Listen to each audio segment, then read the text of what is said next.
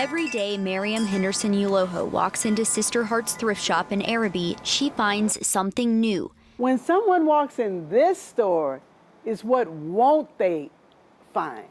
It's not, don't ask us what do we have, it's what don't we have.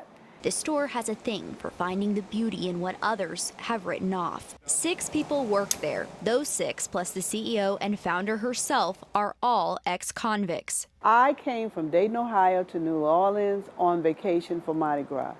And I met a guy, and they wanted me to lie on this guy and say something that I could not do. I bluntly refused. As a result, they made an example of me by sentencing me to 25 years in prison. She says she was convicted of obstruction of justice. They found out that I was a first offender. So DOC cut my time in half on their own. And that's how I ended up doing 12 and a half years. She's a mom of 6 and was working in real estate prior to her conviction.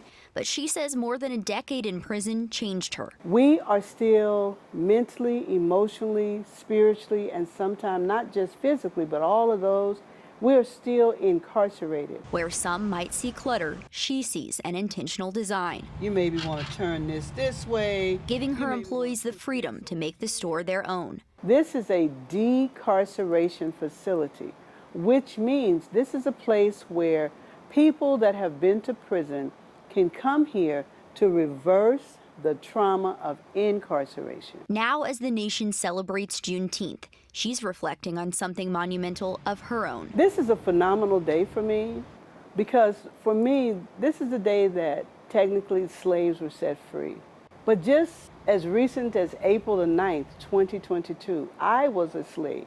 And the reason I say I was a slave because I was on parole. Done with her 25-year parole sentence, free from the Department of Corrections, and helping others find their paths to freedom too.